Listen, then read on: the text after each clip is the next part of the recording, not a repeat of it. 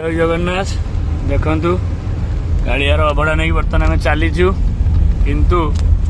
से कालिया कृपार देखु के सुंदर भाव में प्रभु आमको साथी नहीं कि चली अभड़ा चली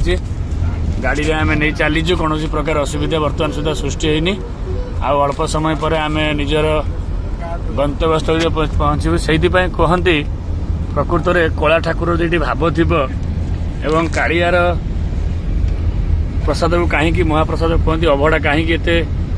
मूल्यवान एवं भक्त एवं भगवान जो मिलन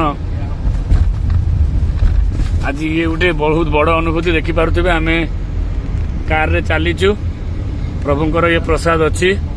कौन असुविधा बर्तमान सुधा है कि टिके भी देखिपे से पूरा सुंदर भाव में अच्छी आम आसला बेले प्रभु कहूँ प्रभु आमको भल नहीं पहुँचे दिंतु प्रभु को आशीर्वाद सह आम बर्तमान चलीचु आज ये स्मृति मोर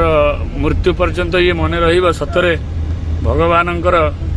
अपार कृपा एवं जगन्नाथ भक्त केते सुंदर भाव में सी था